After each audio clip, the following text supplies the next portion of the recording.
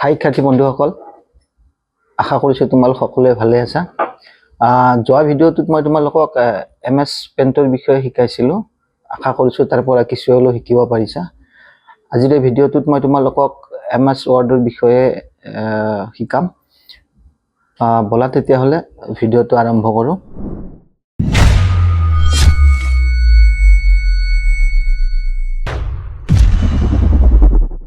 তো আমি MS word open কৰিবৰ কাৰণে আমি সাৰ্চ বাৰত গ'লোঁ। সাৰ্চ বাৰত গৈ কিনে আমি মাইক্ৰ'ছফ্ট মাইক্ৰ'ছফ্ট ৱৰ্ড দেখিছা, মাইক্ৰ'ছফ্ট ৱৰ্ড আমি ওপেন কৰিলোঁ।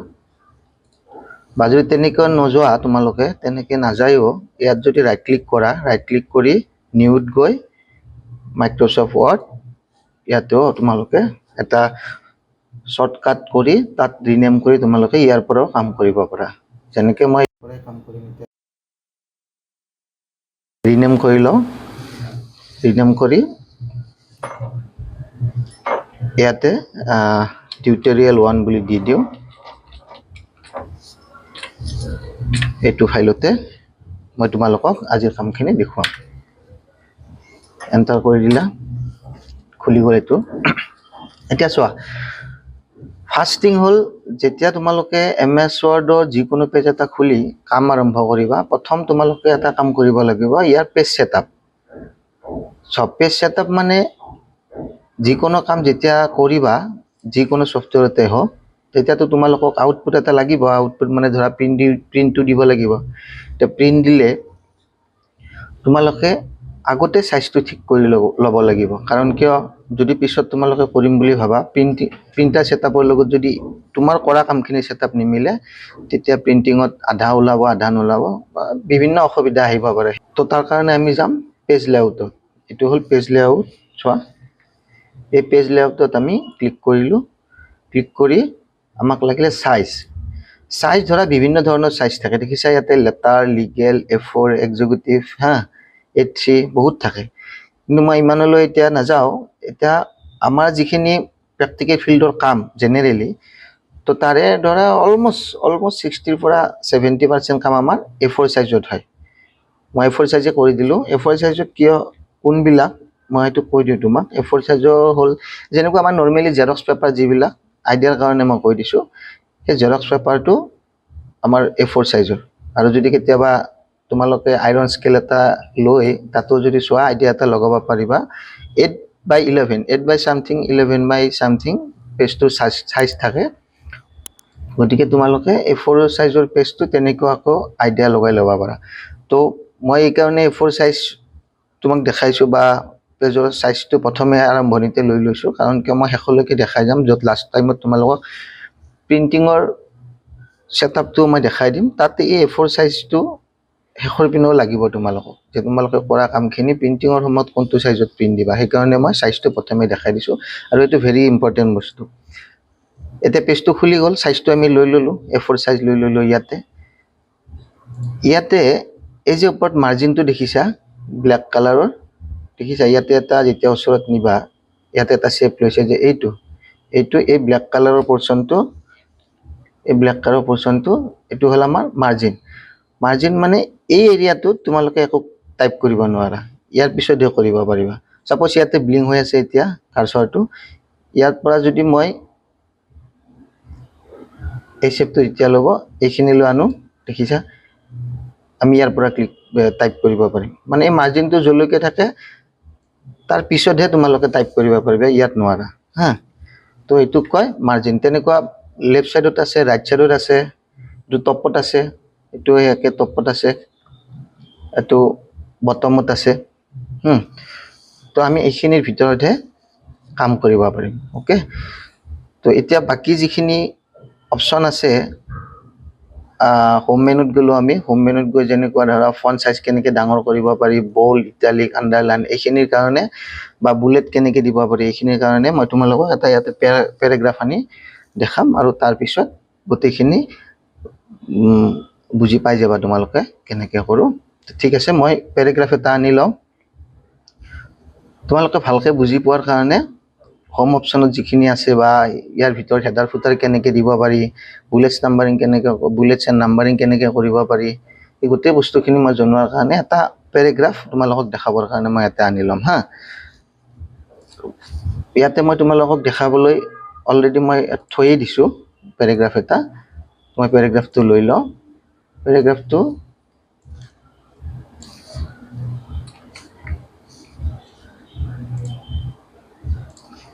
চোৱা ইয়াতে মই এটা পেৰাগ্ৰাফ আনি তোমালোকক দেখাই দিলোঁ এই পেৰাগ্ৰাফটো আসাম এগ্ৰিকালচাৰৰ ওপৰত মই সৰু পেৰাগ্ৰাফ এটা আনি থৈছোঁ যাতে তোমালোকক দেখাব পাৰি ফাৰ্ষ্ট থিং কি কৰিম আমি ইয়াৰ ওপৰত এটা হেডিং দিম আসাম এগ্ৰিকালচাৰ বুলি ওকে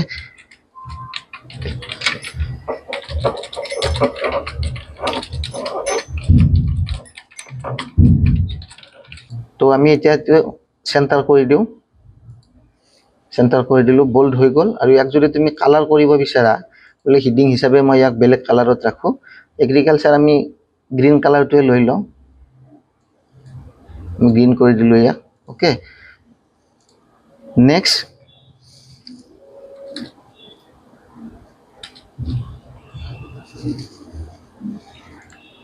আহিলে ইয়াত যেনেকৈ আসাম এগ্ৰিকালচাৰৰ ওপৰত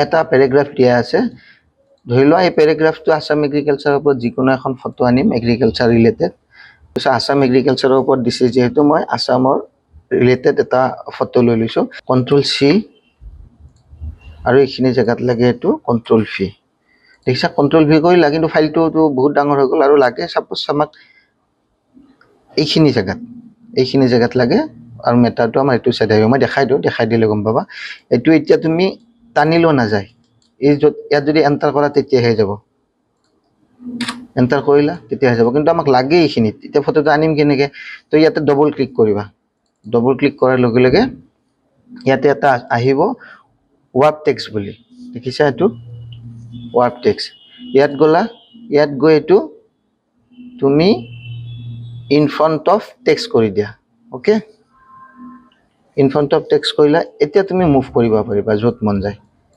ইন ফ্ৰণ্ট অফ টেক্সট কৰি ইয়াতে ধৰি তুমি অকণমান সৰু কৰি দিয়া আৰু ধৰক আকাশখন ইমান নালাগে এগ্ৰিকালচাৰখিনি মই দেখাব লাগে এইটো তুমি অকণমান ক্ৰপ কৰি দিয়া এইটো ক্ৰপ টুল এইটো ক্ৰপ কৰি দিয়া ক্ৰপ কৰি তুমি এই দেখিছা ক্ৰপ কৰাৰ লগে লগে এনেকুৱা এটা শ্বেপ আহিছে এনেকৈ আহিলে নহ'ব এই যিটো শ্বেপ এনেকুৱা যেতিয়া শ্বেপ ল'ব লেফ্ট ক্লিক প্ৰেছ কৰি ধৰি তুমি এইটো টানি দিয়া টানি দিলে ই ক্ৰপ হৈ যাব বা এইটো ছাইডৰ পৰা আমাক নালাগে চেম থিং আকৌ ডবল ক্লিক কৰিলা এইটো আনিলা আনি এইটোও লেফ্ট ক্লিক ধৰি এইটো ক্ৰপ কৰি দিবা হৈ গ'ল এতিয়া আমাক এইখন ফটো ছাপ'জ এইখিনি জেগাত লাগে আৰু টেক্সটটো আমাক এইটো ছাইডত লাগে তো সেইটো কেনেকৈ কৰিম সেইটোৰ কাৰণে ধৰা ফটোখন যিমান চাইজত লাগে এই মাৰ্জিনৰ বাহিৰত নহয় দেই এইটো মাৰ্জিন ইয়ালৈকে আছেতো মেটা ইয়াত আছে ফটোখনৰ মাৰ্জিনৰ ভিতৰতে আনিব লাগিব মাৰ্জিনৰ ভিতৰত আনিলোঁ আনি তুমি ইয়াতে টেক্সট ৰেপ কৰিব লাগিব ৱাৰ্প টেক্সট কৰিবৰ কাৰণে তুমি এইটো গ'লা ইয়াত তুমি স্কুৱেৰত ক্লিক কৰি দিবা স্কুৱেৰত ক্লিক কৰি দিয়াৰ লগে লগে তোমাৰ টেক্সটটো এটা ছাইডত আহি যাব হা তুমি এইটো এণ্টাৰ কৰি দিয়া অকণমান মিলাবৰ কাৰণে কাৰণ ফটোখন ডাঙৰ আছেতো ইয়ালৈকে স্পেচ লৈ আছে তো হৈ গ'ল ইয়াতে তুমি বৰ্ডাৰ দিব পাৰা এইবিলাক ইফেক্ট দিব পাৰা নিজে নিজে আহি যাব ধুনীয়া দেখিবৰ কাৰণে তুমি ছাপ'জ এইটোৱে দি দিলা আৰু ইয়াতে তুমি আউটলাইন এটা দি দিয়া দেখিব ভাল হ'ব পিকচাৰ বৰ্ডাৰ দেখিছা এইটো পিকচাৰ বৰ্ডাৰত গৈ ইয়াত গৈ তুমি যিকোনো লাইন এটা দিব পাৰা এটা আহিলে বা ইয়াত এইটো লাইন নিদি বেলেগ বেলেগ ডিজাইনৰ লাইন আছে তেনেকুৱা তাতে ডট লাইনবিলাক আছে ইয়াতো দিব পাৰা এইটো নিজৰ ক্ৰিয়েটিভিটিৰ ওপৰত যিটো তোমাক ভাল লাগে বুলি ভাবা তেনেকুৱা দিব পাৰা হা এইটো হৈ গ'ল এইখিনিলৈ গম পালা নেক্সট আহিলে আমাৰ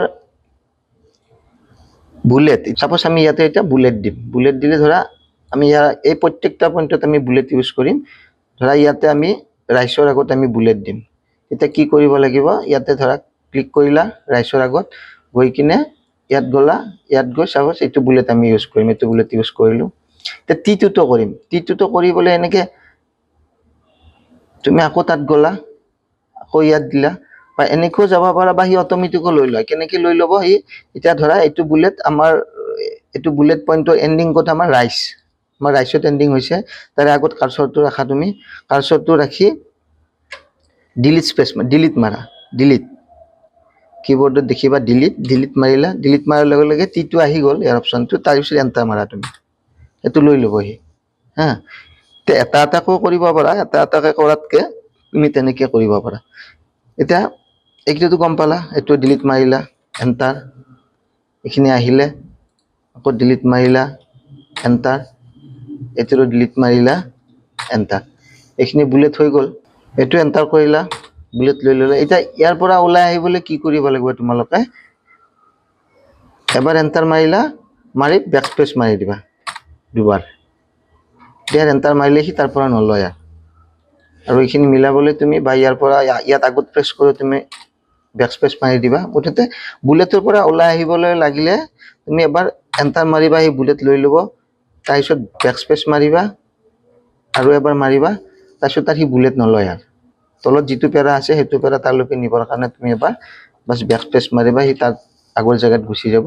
বা ইয়াৰ পৰা নতুনকৈ তুমি বুলেট আৰম্ভ কৰিব পাৰা। যেনেকুৱা মই এতিয়া দেখাই দিওঁ আৰু এটা অপশ্যন, ছাপ'জ এণ্টাৰ মাৰিলোঁ, ইয়াৰ পৰা মোক বুলেট লাগে, এইখিনি হৈ গ'ল, ইয়াৰ পৰা বুলেট লাগে, এণ্টাৰ কৰিলা, ইয়াতো চেম থিং, ইয়াত আগৰ পিনে ৰাখিলা, ৰাখি ধৰা এইটোত মই এইটো বুলেট দিম, অ'কে। এই বুলেটৰ পিছতো আৰু চাব বুলেট থাকে নহয়, চাব বুলেটটো কেনেকৈ ইউজ কৰিবা? এণ্টাৰ কৰিলা, এণ্টাৰ কৰি যদি টেপ প্ৰেছ কৰা, এই চাব বুলেট নিজে লৈ ল'ব। যেনেকুৱা ৰাইচ, ফ্লাৱাৰ, হা, ফুড, এনেকুৱা ল'লাতো। এই তিনিটা পইণ্ট চাপ'জ এইটো চাব বুলেটটো আকৌ চেঞ্জ কৰিবা, তেতিয়াও তোমালোকে ইয়াত গৈ ইয়াৰ চাব বুলেটটো চেঞ্জ কৰি দিব পাৰা। দেখিছা? নেক্সট আহিলে আমাৰ টেবুল। আমি টেবুল কেনেকৈ ক্ৰিয়েট কৰিম হা?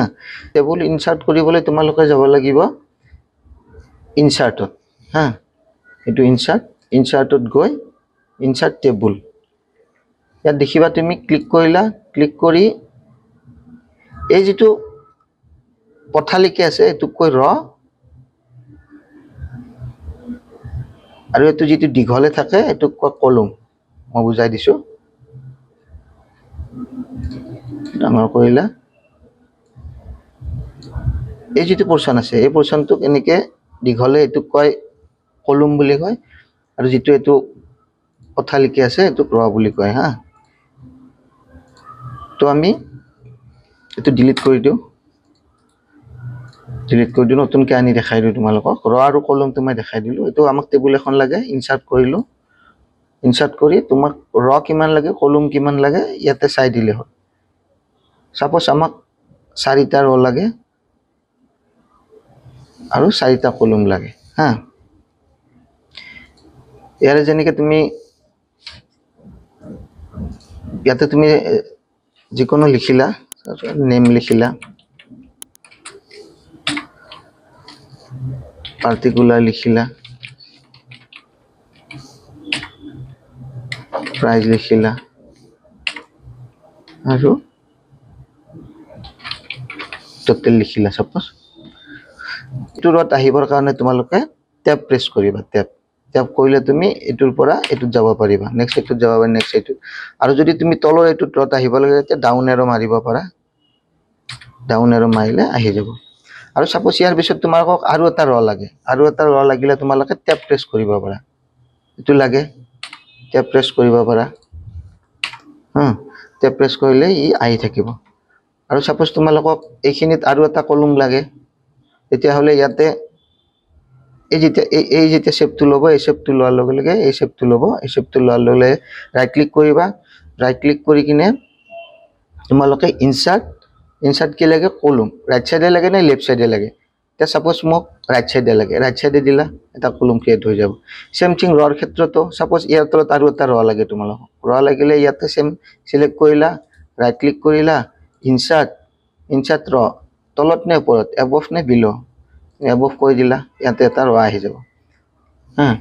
আৰু যদি তোমালোকক এই টেবুলখনত দুভাগ কৰিব লাগে হা দুভাগ কৰিব লাগিলে তোমালোকে সিলেক্ট কৰিলা সিলেক্ট কৰি কন্ট্ৰোল শিফট আৰু যদি এন্টাৰ কৰি দিয়া এই দুখন টেবুল হৈ যাব তেনেকে টেবুল স্প্লিট কৰিব পাৰা তোমালোকে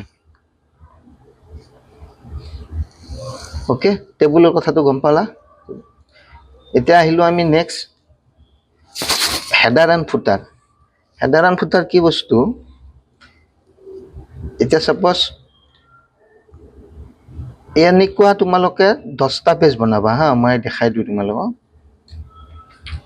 পেজটো কন্ট্ৰোল শিফট কৰি স্ক্ৰল কৰিলে পেজটো সৰুকে দেখাবা মই দেখাইছো ইয়াতে আমাৰ কিমানটা পেজ হল 1 2 3 4 5 6 আমাৰ এটা 6টা পেজ হল এটা 6টা পেজৰ আমাৰ সাপোজ এটো প্ৰজেক্ট হলে কিহৰ ওপৰত কৰিছো এগ্ৰিকালচাৰৰ ওপৰত কৰিলে আমি প্ৰত্যেকটা পেজতে ওপৰত হেডাৰ দিব পাৰো এতিয়া সাপোজ এটো এগ্ৰিকালচাৰৰ মই ইয়াত ধৰা কিবা এটা লোগো ইউজ কৰিলো লগতে তোমাক দেখাবৰ কাৰণে মই আনিয়ে থৈছো এটা সাপোজ এটো এগ্ৰিকালচাৰৰ যেহেতু প্ৰজেক্ট এটো এগ্ৰিকালচাৰ কন্ট্ৰোল সি কৰিলো এগ্ৰিকালচাৰৰ লোগো আৰু কন্ট্ৰোল ভি তো বহুত ডাঙৰকৈ আহিছে তো ইয়াতে আগৰ দৰে ৰাইট ক্লিক কৰি ওয়াৰ্ক টেক্সটত যায় এটো type in front of text কৰি দিয়া okay in front of text কৰি এটো তুমি তাক সৰু কৰি দিয়া সাধাৰণ ফুটাৰ কোক লাগি আছে এইখিনি জায়গালৈ সৰু কৰি দিয়া সাধাৰণ ফুটাৰৰ জায়গাটো এই যে মাৰ্কটো দেখাই আছে আমাক ইয়ালৈকে দেখাই আছে তো মানে এই চিনডাল আনিছো মানে আমি ইয়াৰ ওপৰত আৰু বেলেগ লিখিব নোৱাৰো সাধাৰণ ফুটাৰ এইটো জায়গা লৈ ললে আমি সাধাৰণ ফুটাৰ ইয়াত দিলো এটো লোগো আনিলো ইয়াৰ পিছত ধৰা এইখিনি জায়গা আছে ইয়াতে আমি এটা হেডিং লিখিম হেডিং লিখিবৰ কাৰণে গলা ইনসাৰ্টত গৈ তোমালোকে টেক্সট বক্স এটা লৈ লবা হা ইনসাৰ্টত গৈ এই টেক্সট বক্সৰ তুমি এটো প্ৰথমটো লৈ লবা ক্লিক কৰিলা ইয়াত আহি গল ইয়াতে তুমি টাইপ কৰি দিয়া suppose various type of Assam agriculture ইয়াৰে টেক্সট আউট বক্সটো তোমালোকে গুচাই দিবা নহলে বেয়া দেখিব এটো কাৰণে ইয়াতে ডবল ক্লিক কৰিলা কৰি কিনে ইয়াতে দেখিছা নহয় শেপ আউটলাইনত গৈ নো আউটলাইন কৰি দিবা এটা ইয়াতে বাহিৰত ডবল ক্লিক কৰা তো দেখিছা এতিয়া যেটা পেজটো তুমি সৰু কৰিবা দেখিবা প্ৰত্যেকটা পেজতে এটো লৈ লৈছে এটা যিমান পেজ কৰিবা এটো কয় হেডাৰ এণ্ড ফুটাৰ এটো আহি থাকিব এটো তুমি প্ৰত্যেকটা পেজত বাৰে প্ৰতি দিয়া দৰকাৰ নাই এবাৰ সেট কৰি ললে হেডাৰ এণ্ড ফুটাৰ প্ৰত্যেকটা পেজত নিজে অটোমেটিক লৈ লব ওকে এতিয়া নেক্সট আহিলে পেজ নাম্বাৰ ইয়াতে পেজ নাম্বাৰ কেনেকৈ দিবা সেম থিং তুমি কি কৰিবা ইয়াতে ডবল ক্লিক কৰিলা ডবল ক্লিক কৰি বাহিৰত নহয় দে এইখিনিত নহয় টপৰ যিকোনো কৰ্নাৰ এটা ইফালে কৰিলে হ'ব এটো সাইড কৰিলে হ'ব যিকোনো লেফট ৰাইট যিকোনো টপৰ কৰ্নাৰত ডবল ক্লিক কৰিলা কৰি তুমি যাব লাগিব ইনসাৰ্টত গৈ ইয়াত দেখিবা তুমি এটো পেজ নাম্বাৰ ইনসাৰ্টত গৈ তুমি এই পেজ নাম্বাৰত গলা পেজ নাম্বাৰত গৈ ইয়াতে ক্লিক কৰিলে পেজ নাম্বাৰ তুমি ক'ত দিবা টপৰ ৰাইটত টপৰ লেফটত নে বটম সাইডত আমি এটা সাপোজ ওপৰত আমাৰ হেডাৰ এণ্ড ফুটাৰ দিয়াই আছে অলৰেডি আমি এটা বটম সাইডত আমি এটো দিম বটম সাইডত আমি পেজ নাম্বাৰ দিলো এটা দেখিছা পেজ নাম্বাৰ দিয়াল আকৌ তুমি ইয়াতে যিকোনো জায়গা এটা ডবল ক্লিক কৰি দিয়া ওকে এটা পেজ নাম্বাৰ দিয়ালৈ দেখিছা এটো আমাৰ কিমানটা পেজ আছে যিকিটা পেজ আছে প্ৰত্যেকটা পেজৰে পেজ নাম্বাৰ নিজে লৈ লৈছে পেজ 1 দেখিছা পেজ 1 পেজ 2 কি নিজে পেজ নাম্বাৰটো লৈ লৈছে এটো আমি সিঙ্গল পেজ কৰিবলৈ আকৌ এটা পেজ কিটা ডাঙৰ কৰি দিয়া সাপোজ আহি গল কন্ট্ৰোল ধৰি স্ক্ৰল কৰিলে হি পেজ সৰু ডাঙৰ হৈ যাব দেখিছা পেজ নাম্বাৰ দেখাই দিলে আমি এটা পেজ বৰ্ডাৰ কেনেকৈ কৰে এটো দেখাই দিও পেজ বৰ্ডাৰৰ কাৰণে তোমালোকে যাব লাগিব পেজ লেআউটত পেজ লেআউটত গৈ ইয়াতে দেখিছা পেজ বৰ্ডাৰত তোমালোকে ইয়াতে বিভিন্ন ধৰণৰ আছে ডট বৰ্ডাৰ আছে লাইনাৰ বৰ্ডাৰ আছে যি দিয়া সাপোজ মই এটো বৰ্ডাৰ দিলো তাৰ পিছত ইয়াতে কালাৰত গৈ দেখিবা এইবিলাক কালাৰত গৈ এটা কালাৰ কি কালাৰ লাগে তোমাক সাপোজ মই এগ্ৰিকালচাৰ যেটো গ্ৰীন কৰিয়ে দিলো গ্ৰীন কালাৰ দিলো তাৰপিছত ওকে কৰি দিলো এই দেখিছা পেজ বৰ্ডাৰ লৈ ললে নেক্সট বেলেগো তুমি ইউজ কৰিব পাৰা যেনেকুৱা ধৰা তলত আমাৰ পিকচাৰ আছে কিছুমান পিকচাৰ আছে আমি পিকচাৰৰ বৰ্ডাৰ দিব পাৰো হা যিকোনো যেনেকুৱা এটা ষ্টাৰ আছে আমি ষ্টাৰ বৰ্ডাৰ দিম ওকে কৰি দিয়া তো ষ্টাৰ লৈ ল'ব তাত গৈ তুমি বিভিন্ন ধৰণে পেজ বৰ্ডাৰ দিব পাৰিবা ওকে আজি ভিডিঅ'টোত এইখিনিয়ে আছিলে আশা কৰিছোঁ ইয়াৰ পৰা কিবা অলপ হ'লেও শিকিব পাৰিছা আৰু যদি মোৰ ভিডিঅ'টো ভাল লাগিছে বা কিবা অলপ হ'লেও শিকিব পাৰিছা তেতিয়াহ'লে মোৰ চেনেলটো ছাবস্ক্ৰাইব কৰি দিবা নেক্সট ভিডিঅ'ত আকৌ লগ পাম ধন্যবাদ